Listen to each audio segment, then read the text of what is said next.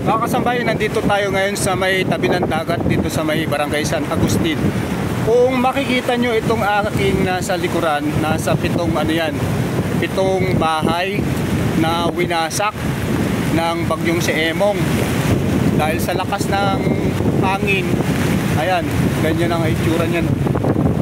Pitong bahay yan na magkakatabi na barong-barong, pitong pamilya din ang nawalan ng tahanan dahil sa hagupit ni bagyong Emong.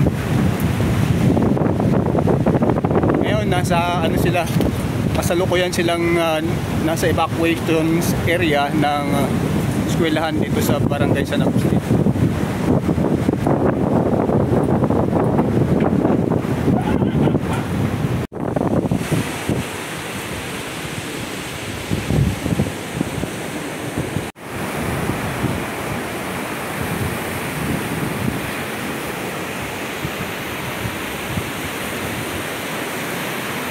Ayan.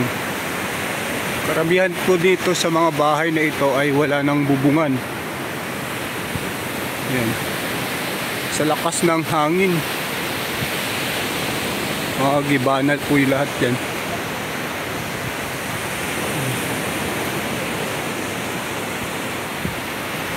Hanggang doon.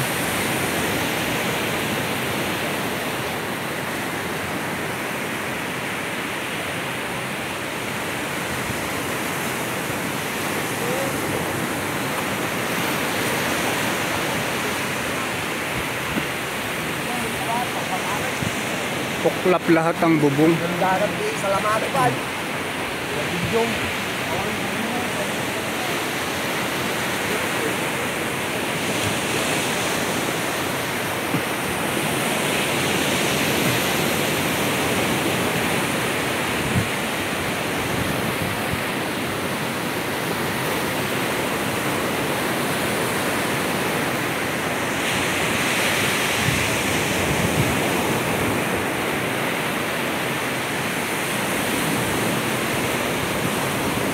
Ito po mga kasambahay, talagang makikita mo nakalunos-lunos yung mga sinapit na mga bahay dito. Karamihan dito wala na talagang bubong.